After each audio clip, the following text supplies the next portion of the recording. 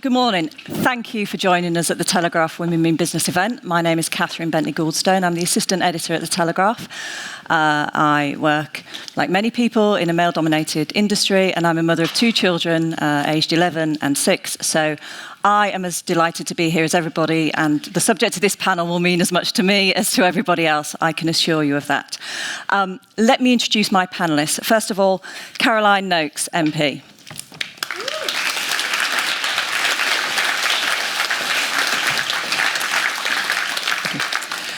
Caroline is the chair of the Women and Equalities Select Committee and the MP for Romsey and Southampton North.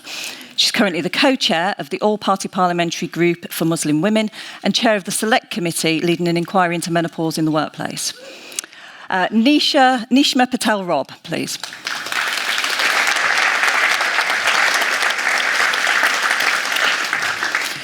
Nishma is the Senior Director of Brand and Reputation Marketing at Google UK, a mother of two. She mentors young and diverse creative talent. And finally, Chika Russell.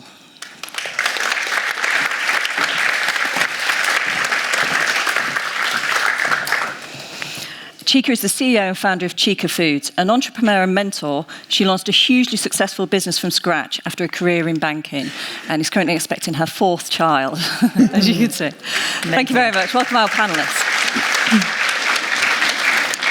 Now, the title of this panel, Breaking the Glass Ceiling and Not Pulling Up the Ladder Behind You. I'm going to ask the panel, and we're going to discuss how we as women can rise to leadership positions that may not traditionally have been easy for us to get to. And I think, crucially, how we can help the women who come behind us to do that too, and hopefully find it easier than others may. Let me remind you that we welcome questions during the discussion submitted via our Slido app. And you can vote for your favourite question if somebody's submitted it, and I will leave space at the end for questions. So let's begin. Hello. You come from what I would consider to be quite male-dominated environments of politics, tech and banking. I'd like to ask to start how you've navigated those industries to rise, and what do you think are the characteristics that are needed to break the glass ceiling? Can I start with Caroline, please? Thank you. And I'm very conscious that even though we've made massive strides over the past 20 or so years in increasing the number of women in Parliament, there is still a massively long way to go. And actually, there's some really interesting questions about how you navigate it, how you cope with it. I always say that resilience is the most important thing. You have to be incredibly tough. Now, that in itself can be quite unattractive. If you were to talk to my ex-husband about whether I am the same person that he married, he was, no, she was really nice. And I'm sometimes conscious that in order to keep going, in order to get your point across, in order to make sure that your voice is listened to, you have to be, I would almost say, to the point of being quite aggressive, quite determined. And sometimes, in the cold hours of the early morning, I look at myself and go, God, I don't like what I've become, really. Mm-hmm. So there is a challenge in making sure that you do stay, as the recent chair of the Girls' School Association said, that you do stay a woman. And there was that thing, wasn't there, that Margaret Thatcher was supposed to be the toughest bloke in her cabinet. And I think that's actually, it's really sad, and I quite regret it, that in many ways in politics you turn yourself into the toughest bloke in the room. And that was done out of necessity? Yeah, I feel that way. And certainly when you arrive in Westminster as a brand spanking new MP, it's quite a daunting place. The building itself, I always tell people this, it's like a boys' prep school. The inmates haven't quite got to 13. And it feels, it feels very old, very stuffy, very wood-panelled. The drainage doesn't work, so it stinks. And you just look at this and think, how am I going to fit in? And I guess for the first part of my career, that was all I focused on, fitting in, being one of the crowd, swimming with the tide. And then after a while, I went, no, this isn't me. Actually, I want to make sure that we do the right thing, that I get the points across that I want to stick up for other women in politics. And that, to me, is an important driver. Is I sometimes look around at younger women in politics and think, what can I do to help my colleagues in the House? There's one colleague in particular, I won't name her, who I refer to as Westminster Tabby. So my daughter is called Tabby, and at home I have Home Tabby, and one of the younger MPs, I always sort of adopt her like my daughter, and are there just to be a sort of a reasoned ear to listen. You know, I won't say a shoulder to cry on, she doesn't need that, but she does sometimes just need someone to give her a pat on the back and say, you're doing a great job. And however you do the job, and it will be different for every single one of the 650 of us, it's absolutely crucial that from time to time someone says, you know what, you're doing fine, and you're doing it your way, and that's what matters. How much difference has it made having female prime ministers? None. Okay. To the culture, or just because... So I think... And that's unfair, actually, to say none. I think Theresa May was absolutely brilliant at judging people on their merits. She promoted people who she thought deserved to be promoted, and she encouraged people regardless of background, regardless of who you were mates with. And that was really refreshing. But you know, we've still got a long way to go. And I was at an event a couple of weeks ago in Iceland where they were talking about women leadership and attitudes towards it. And it was depressing, the percentage of people who still don't want to have female leaders, over 60%. So that means that you've got a good number of women are saying we don't want to see women political leaders. How terrifying is that? Yeah, quite. Nishma, talk to me about tech. How male is that? I think it's male. Am I wrong? Or? It's still predominantly male. You know, there's definitely been. You know, tech is obviously kind of a broad category. So from an engineering perspective, it is still significantly male. So within Google, we're sort of edging up to say 20% of our engineers, maybe sort of 23% in certain parts, female. And there's a longer journey in terms of achieving equality there, because you actually have to kind of go way further back in terms of looking at how many girls are taking computer science and engineering education, following that through, because actually, I mean, that could be a session in its own right. It's fascinating to see the behaviour. And I've got twins, I've got boy-girl twins, and really interesting to look at the education system around tech and computing and how girls and boys are dealt with differently. So definitely a challenge around closing that gap more so. But actually the female engineers and an understanding of engineering and recognising that it's not perhaps as it's always been depicted, and recognising that kind of application is really interesting. And the bit that I find really, really exciting at the moment, so for Google, we actually have some of our main headquarters for things like artificial science. A business we have called DeepMind is actually headquartered in the UK. And I start to look at the female talent that's coming into that business, and the fact that they're at the heart of designing what's really going to be the next age of computing is really exciting.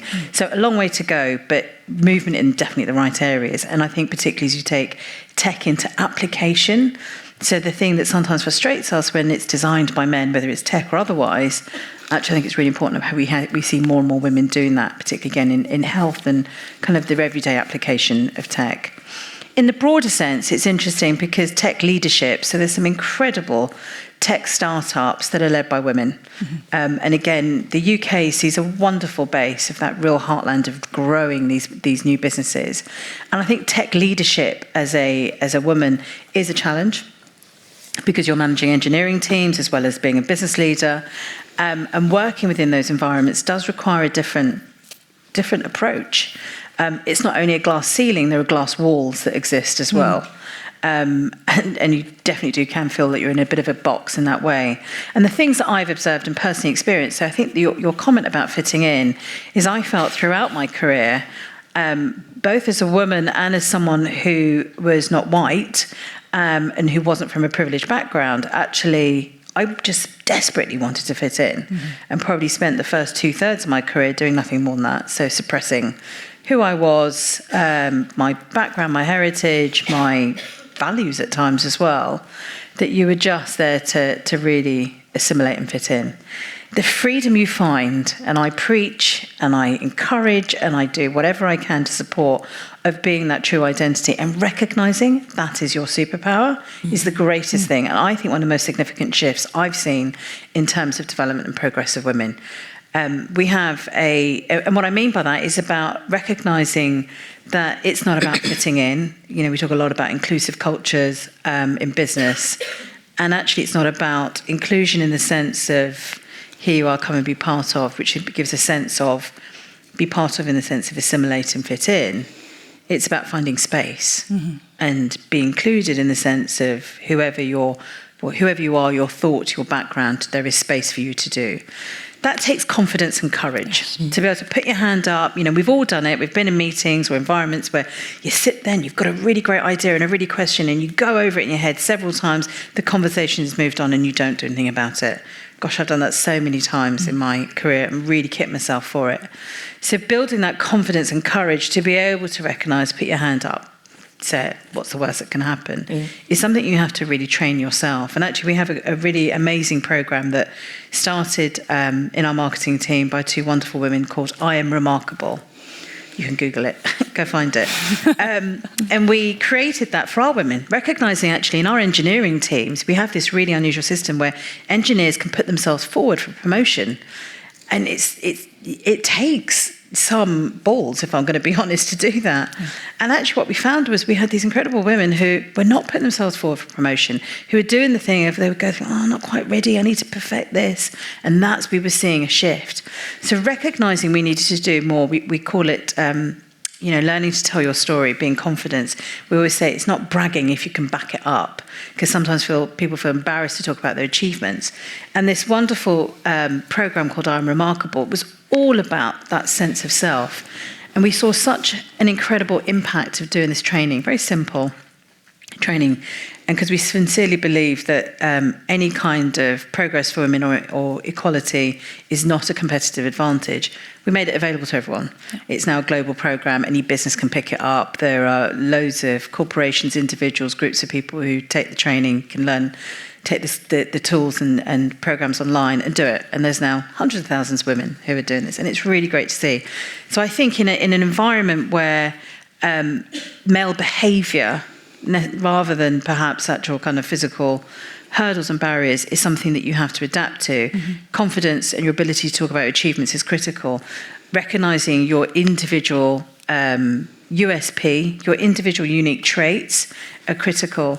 And the other thing I found around tech is what I found very quickly was engineers were brilliant at creating and developing technology, but I was really great at figuring out how to tell that story, how to create real-life application and adoption of this technology. And finding your role and your place and being able to lead with that was really important.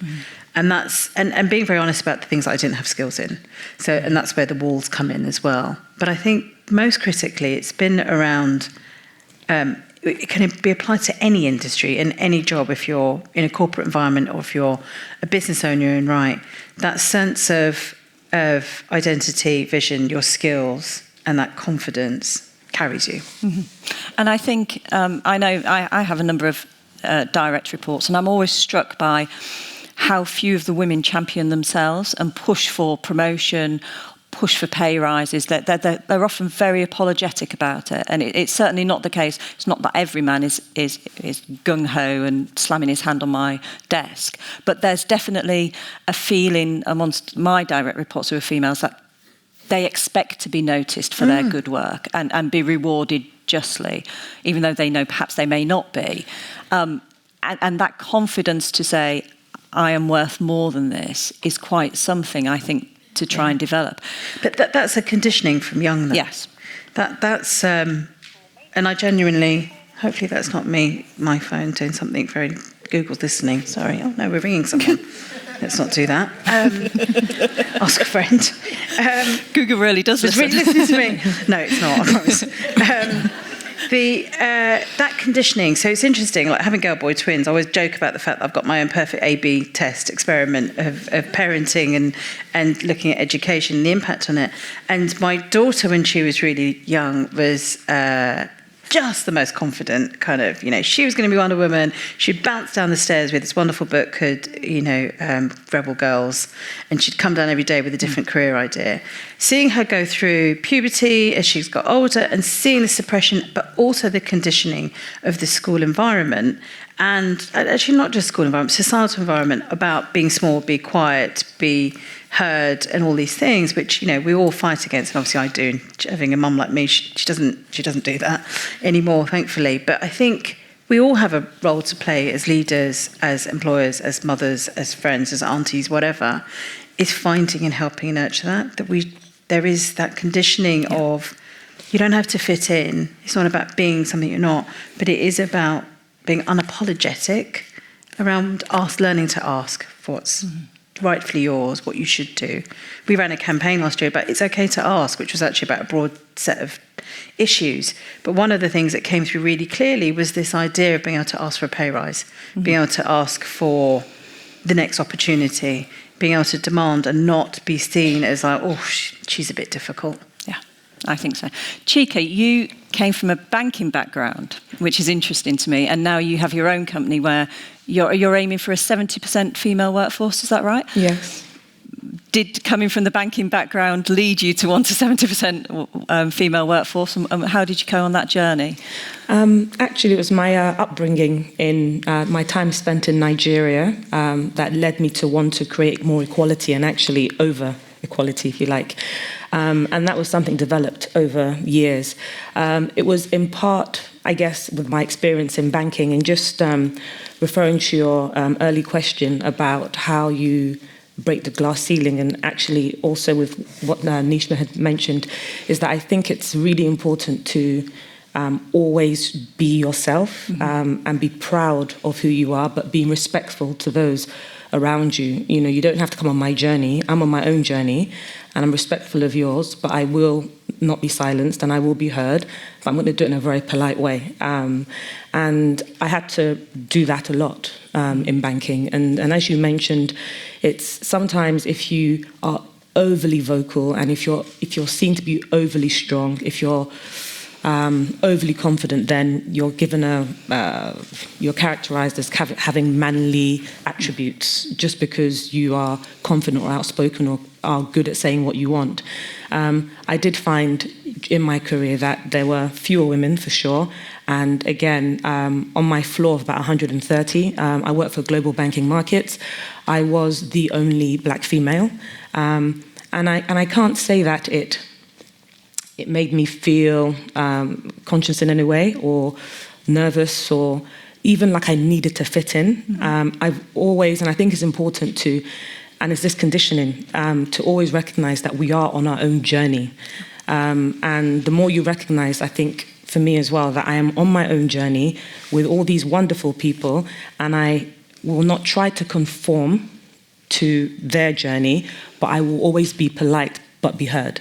And my need or want to start Chika's and then have that 70% equality stemmed from my upbringing in Nigeria, where men are more valued than women right from a young age.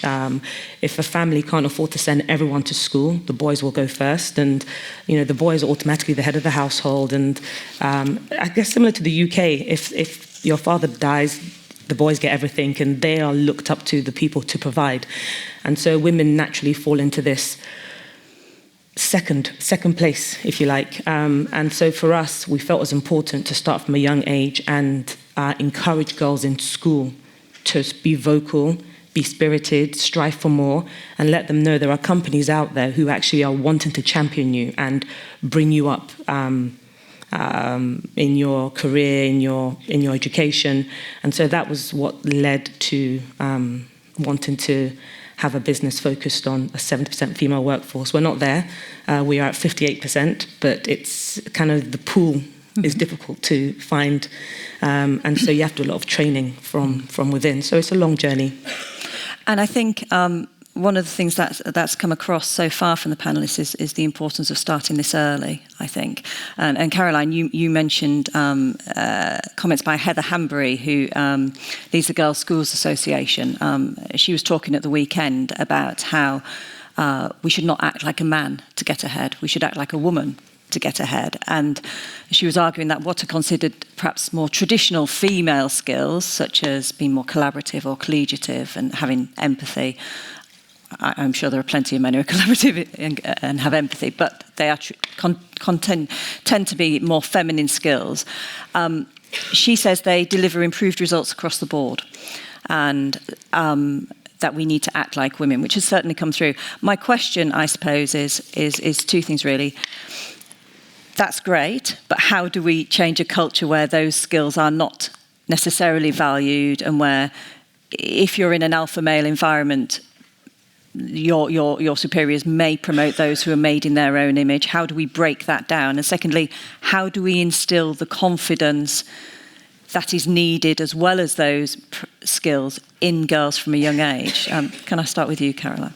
So I think the confidence piece is so important. I was speaking at a girls' school last week, and when I finished, one of the girls came up to me and she said, "How on earth have you done that? How have you got on a stage and spoken in front of all of these people? I could never do it." And my piece of advice to her was baby steps. I always remember, look, you pitch up in Parliament, and I compared myself to the very best. And I sat there with Ken Clarke, who was first elected 2 years after I was born. And Ken used to stand in the chamber and give a speech with no notes. And you know, it can be a rowdy atmosphere. And everyone would stop, you know, looking at their phones and chatting to the person next to them. And they'd just sit and listen to Ken. And I would compare me to that and go, oh, I can't do that. And I remember an opposition MP going in and giving a speech, holding in a piece of A4 paper literally 2 centimetres off their nose, and thinking, I can do that. Anyone can do that.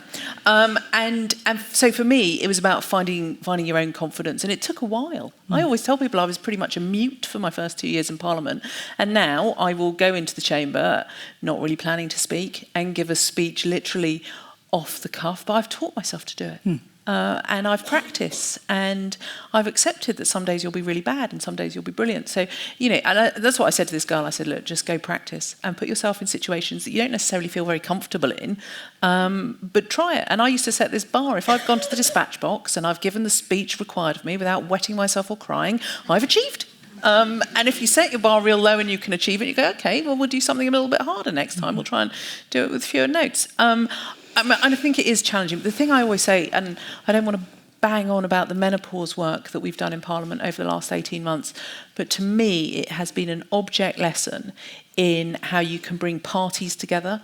And I always say of me and Carolyn Harris, who is the most awesome menopause campaigner on the planet, that when we walk into a room with an objective, the answer that you get back from the men is not yes or no, it's when. How are we going to do this? You know, find those people with whom you can work and collaborate, build those alliances. I think women are better at doing that. And I also think in Parliament, my observation would be that, and it is a generalisation, I accept that the female politicians tend to be far more pragmatic. We're looking for the solution to the problem, not the ideological way to get to the end. And for me, that has been both a brilliant realisation that you can build some fantastic alliances across the House, that you can get things done, you can do it. You can actually do it in a really fun, informal way. It doesn't have to be the yardie politics of yesteryear. It's about, for me, it's just about problem solving. And I do think women are brilliant at that. And I do think when I look around my own staff that I will acknowledge, like Chika, I have a slightly discriminatory employment policy. I love the single mother. And particularly because these are women who will just get things done and will juggle and make sure that they're sufficiently flexible to get the job done without necessarily doing it in the 9 to 5, without necessarily doing it in the most regimented way. But they'll always get it done in the end. And I think, you know, that's my biggest lesson for politics, is that's why, one of the reasons, there are many reasons why we need more women involved, is because I just think that we're more flexible and pragmatic and better at building the solutions. Chika, can we create confidence in young girls from a young age? Absolutely, I think we can. And for me, I always liken confidence to a muscle. It's a muscle that you build, and there is. You do have those children who are born with a bit more confidence than others, and you have those, you know, those children who are more introverted. But actually, if at a young age it's from home, from your siblings, from your friends, from school, you encourage children to push a little bit outside of their boundaries, it just grows. As Caroline mentioned, she's not the same person that she was 15 years ago. And actually, and even for myself, the more I do, and the more I achieve and the more I speak at events, the easier it becomes, because that muscle just becomes, you have that neurological pathway that just develops itself. And whether you're speaking in front of 10 people or 1,000 people, it becomes the same.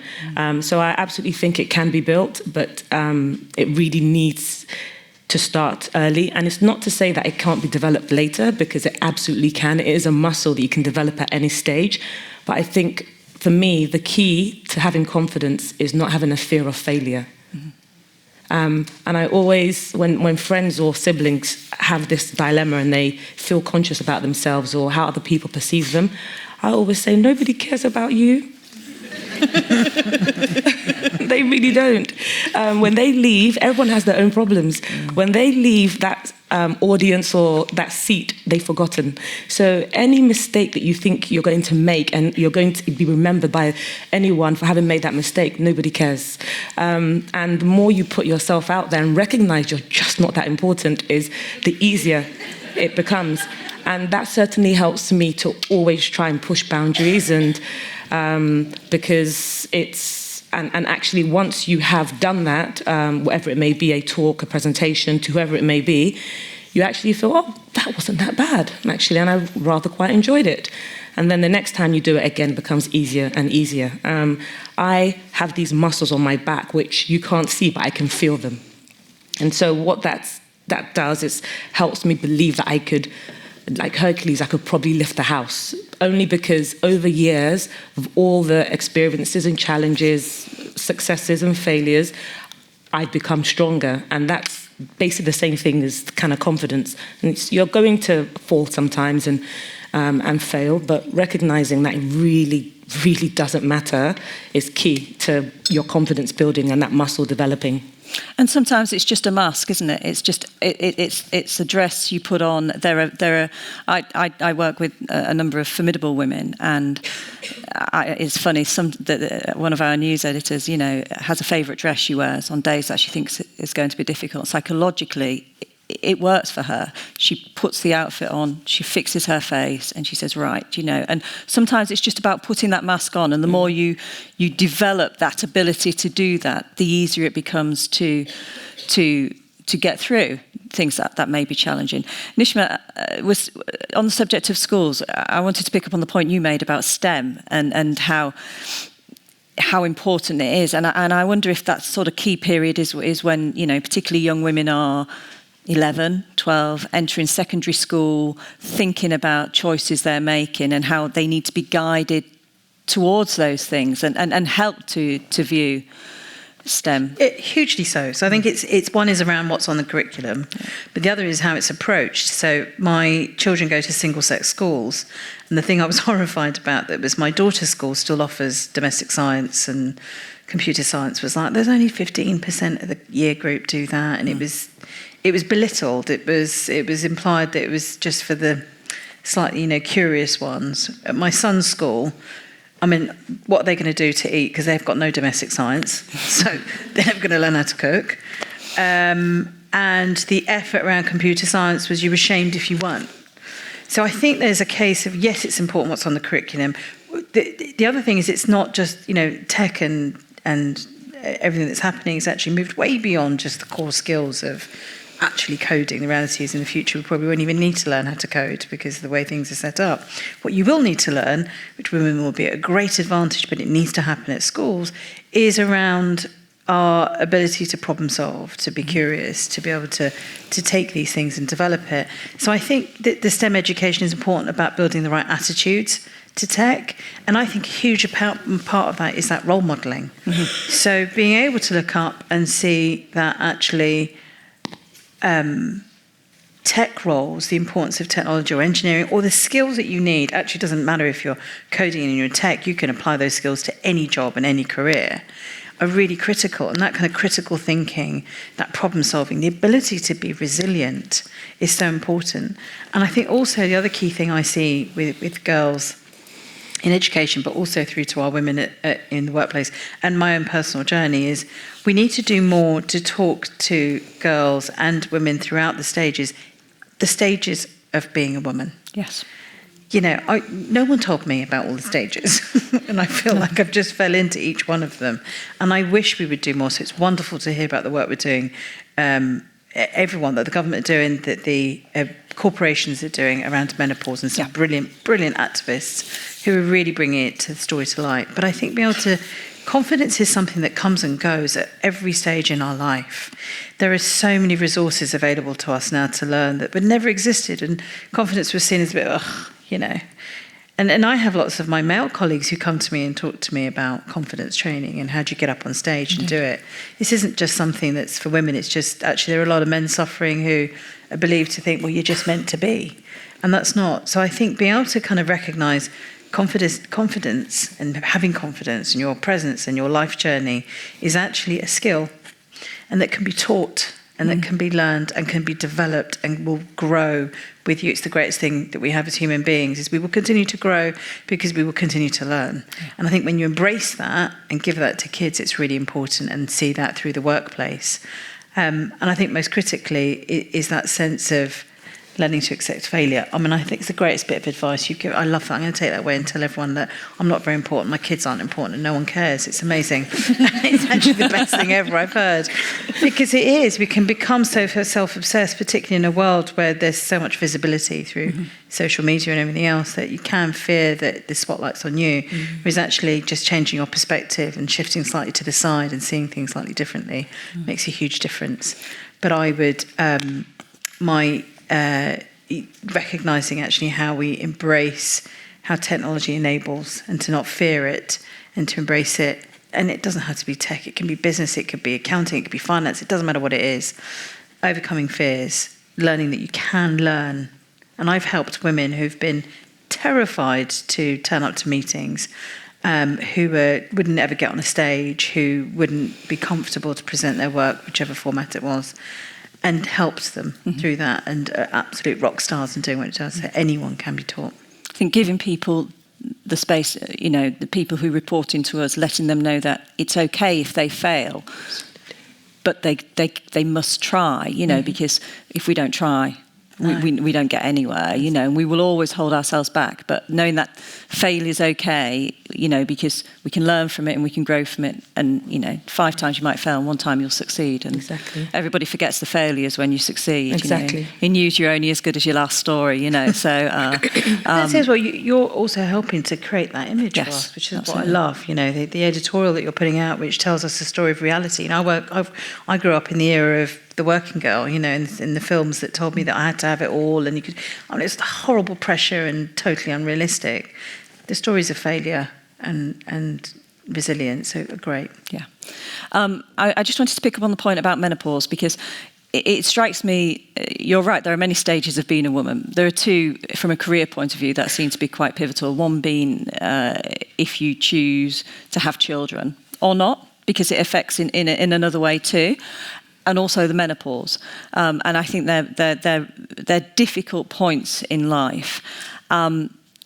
We've reported on our front page today about the approach the NHS is championing. It's the biggest employer of women in Britain, the NHS, and its head Amanda Pritchard has said simple steps such as having fans in the workplace so you can cool yourself at your desk, because aircon can often be seen to be quite sexist, is something that comes through from our readers a lot. Cooler uniforms, flexible working for the days when, if you've had a bad night's sleep for the menopause, or you're really struggling, whatever.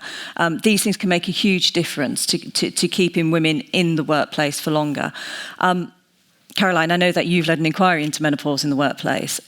It feels to me like we're finally talking about this stage in life and looking at it as a way to properly address the problem of women dropping out of the workforce. Yeah, and the stats are horrendous. 900,000 women lost to the workforce altogether, 50% of women. Half of women considering not taking a promotion because of the menopause. And look, I absolutely accept everyone will experience the menopause differently. And one of the things that I find particularly ironic is I've spoken to a lot of women, a lot of campaigners who talk about the anxiety and the loss of confidence. And I absolutely found my life flipped on its head. It wasn't anxiety and a loss of confidence. I found that I no longer cared. Didn't give a damn. Think what you like of me, I don't care. And for me, that was incredibly liberating. I was no longer going to be, I'm going to say some terrible things. I'm no longer going to be judged as, the first chunk of my career, the Cameron cutie. You turn 50, nobody cares what you look like anymore. Absolutely, as Chika said, don't matter, no one cares, no one's interested. And so for me, I found it really liberating, which has enabled me in the committee to be a massive voice for those women who have suffered at work, for those women who haven't been able to carry on in their careers. And the stark reality is, maternity, you take a chunk of time out of work, that impacts your financial well-being, it impacts your pension, so actually it impacts you for the rest of your days, and then at 49 or whatever, the menopause hits, and you may well be forced to take a chunk of time out of work, again impacting your pension. You may not take the promotion, that's your income opportunities lost. And we've come up with a bunch of recommendations for government. 2 months later, I'm still waiting for them to have the courtesy to respond to those recommendations. One of them, and it's an interesting point, and I kept pointing at the NHS as perhaps the best example. Look, why are we not doing things with big public sector employers like the NHS? I always used to put that in brackets, like the NHS, about trialling workplace menopause leave. They're a huge employer. They have a high proportion of women. They could be absolutely the ones to be real trailblazers. So I think it's great news today. I'm really excited about that. But a shame that we haven't had a government response yet to a whole raft of recommendations, like making menopause a protected characteristic, like enabling people to bring tribunal cases on 2 protected characteristics, so age and sex, as opposed to just one. And the government could be picking up our recommendations, running with them, and in my view, putting a big red stamp on what we are going to do for women. And that really matters to me. We need to have ministers recognising that 51% of the population matter. Mm-hmm. And we're all going to go through the menopause, and it will impact us all differently. But for some women, it will be truly horrendous. So why are we not making sure that it's mandatory to have workplace menopause policies? Why are we not making sure? And it is now taught as part of PSHE, which is great. But why are we not making sure that there is just so much less stigma around the menopause? And why do I still have to listen to senior civil servants when they're discussing the economy say, ooh, it's a bit menopausal, like that's some sort of acceptable insult to throw around? So look, there's a long way to go, and you might, over the coming weeks, if the government don't produce some answers for me, start seeing Caroline Nokes, the angry woman, again, because I want to make sure that, I declare the interest, that women of my age are listened to, that they have a voice, that government wakes up and goes, oh, we better do something. It strikes me that point about describing something as menopausal, a lot of breaking the glass ceiling, it's about language and the interpretation of language that is applied to women. Ambition can sometimes be a dirty word for women, bossy versus assertive, and that so much of the change of culture is a reinterpretation of the words that we use and the way that they are applied sometimes to women, I think. And I think this is really, really fascinating. I wanted to ask, I want to take some questions, so I'm going to throw in 2 quick questions. One is, how do you juggle the work-life balance? What's your red lines? Is there something that you always say, no matter what, I'm going to run at 5 o'clock in the morning, that's me? Or what are your red lines, Chika? Mine is food related. I'm a big eater, and as long as I have a really strong meal, and I mean like 4 courses, once a week, then I can keep going. That's all you can say, once a day. That's my thing. Unfortunately, I'm not into kind of running, and I don't have a lot of that self-love where you make time for yourself and take a nice long bath or paint your nails and all these kind of wonderful things. But because I'm driven by food, and hence launching Chika's, I make sure I have a really strong meal, treat myself kind of meal. And there's lots of restaurants around where I live. So that's it for me. If I miss that in a week or 2 and I'm working really hard, I do start to feel, God, what is the point of life if I'm just working and not enjoying my meals, honestly? So, yeah. Good. Nishma. Love that. I'm there with that, I have to tell you. I mean, there is no balance, first of all, I think, except in the chaos, which, through having twins and now into the teenage years, it's just chaos. You just don't do it. And I wasn't prepared to accept all the guilt that comes with it, of feeling like you're never quite in any one place at any one time. But actually, the way that I've made it work for me has been this blend, and it sounds really boring in that way, but I used to tell from when my kids were really little, I'd tell them everything that was happening at work, even stuff they didn't really want to know. To the point I always remember one time my daughter was playing with her dolls, and she had created the characters to all be people in my team, and we're in a meeting room in her doll's house, which I was slightly horrified by, but it was fascinating to kind of hear her interpretation of what's saying. And they are very absorbed, I suppose I work in an area that they are interested in with Google and YouTube. But I've made that blend, so there's no resentment about, oh, mummy's still working, she's back, she's out late, whatever. There's a sense of, yeah, she's got to go and do that, because I bring it into them in the home. And the hard lines are, I've made the one commitment I promised myself from personal experience was that I would never miss the key moments. I've never missed a school play or a sports day or parents' evening. And that was my one commitment, that was a non-negotiable from a work point of view. And I think that's how I've balanced the family bit. But I think personally the one bit I think on that, just as a really quick answer on your menopause, is I nearly quit last year because of the challenge with the menopause. And there's lots of wonderful young women here, so I'm going to give you the tip, which you'll hear lots about, is it goes over a long period of time. Yeah. And you don't know when it starts, really. Yeah. You definitely know when it ends, sort of, but you don't know where it starts. And that perimenopause phase is where we need more support and help, both women as ourselves and in the workplace. And the pressure you have as you get older as well in your career is you build great foundations and progress and achievement, or whatever it might be that you have, and you hit a point that's really, really tough. And actually, that sense of failure, you're not set up for and embrace. And it's not failure. It's just that you've hit another bump in the road. And I'd love to see, at Google, I'm campaigning for what we do around our menopause policy and how that has to start at perimenopause. But I encourage all of you to be noisy about it and ask lots of questions and be curious, because that's how we'll get progress. The point about how the anxiety creeps upon you and you start questioning yourself about everything that you thought you knew, and your confidence just falls off it. And it takes a while to associate it in your mind with what it might be, and the forgetfulness, crucial. And also, unfortunately, because we still have a society that doesn't value older women, so you feel doddery, etc., and you're not, because you look fabulous and you're kick-ass, just amazing. But we need to do more to shift the perception. Cool.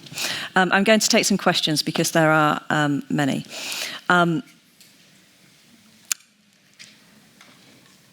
Question for all the panel.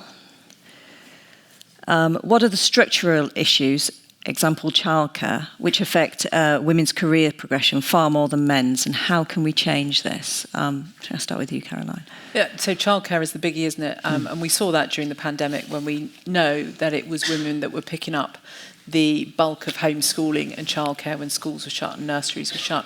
But why was that happening within families? Well, very obviously, wasn't it? It was because the gender pay gap still exists. So that's, I think, the biggest structural challenge on top of childcare, that sees women, families forced to make choices where the higher earner was still at work, whilst more women were asking to be furloughed during the pandemic. Look, I think it's still really tough going. And that's the challenge. You still have to deal with structural inequalities around gender, around ethnicity, and they exist. And I've done some brilliant events this week, and indeed over the last few weeks. And one of the most striking ones was talking to a Lloyds Bank event around black businesswomen. Actually, it was black business people, but it was the woman in the room who was the most compelling, inevitably.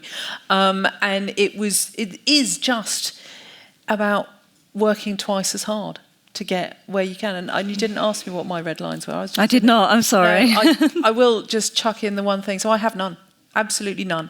And part of that is driven by my big failure in 2005, losing a general election by 125 votes.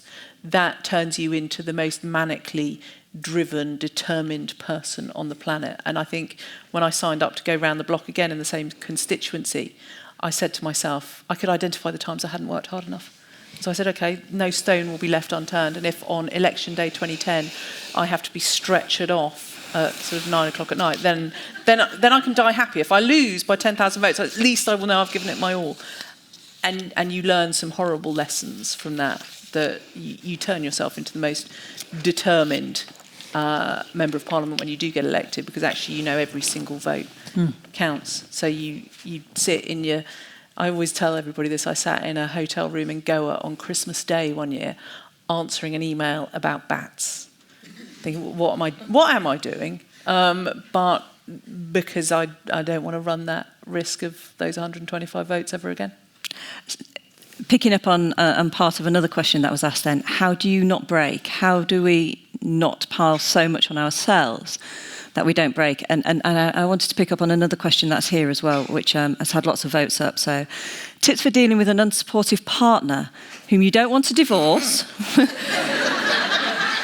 but is threatened by your success and pulling you down emotionally. Because the thing we've not discussed is, if we're all boss women, what do we do at home? Where we may well also be boss women, and how much is the support network important? And Nishma? The support network's critical. You can't do it. I mean, my slightly unhelpful advice to that person would be say, just divorce him. But you can't do it. I mean, it's a fallacy. You can't do it without a support network. That support network doesn't have to be your partner. It can be others. And I've created a whole network of people.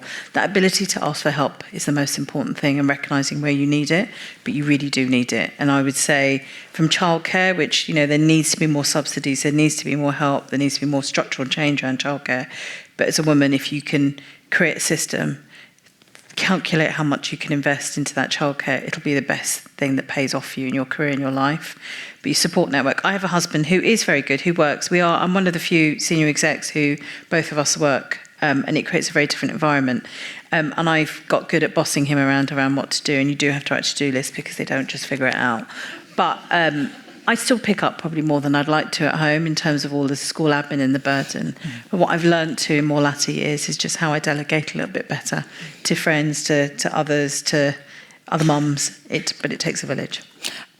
As you progress through your careers, and it comes back to something Caroline said at the beginning about your ex-husband not recognising you, you do change, don't you? And the partner in your life has to come on that journey with you and want that version of you that you become at the end. You've got to take them with you and make sure that they don't feel threatened. Now, that's potentially their problem to deal with, obviously, but it's your problem if you haven't got that. Yeah. I think that's why divorce rates are at their peak at that point. Indeed. Chika, any tips? Yes, my husband's also incredibly senior in banking, and so he has a very demanding job as well. And so with 3 children, that support network is really, really important. And I mean, the COVID situation was, of course, unprecedented, but there are lots of ways in which we can manage. So you have that kind of unbelievable work schedule that you have to be in all these meetings all of the time. I mean, I found myself waking up at 5 a.m. to start and often don't finish until midnight. And the way that I have dealt with it is to create a risk register around everything, kind of the things that can go wrong. And with 3 children, sometimes it feels like a revolving door of sickness, and someone's always at home with an issue. And like Nishma, I try not to miss any important date as well, plays, sports days, events, awards, etc. But I think it's really important to even speak to the mums at school and create a little program of, okay, they finish early on these days, how about we do a play date on this day and you come to me on this day, and I have a nanny and help and stuff like that, but sometimes they're sick as well. And so it's important to have a risk register and identify just what can go wrong and who can help when that does happen.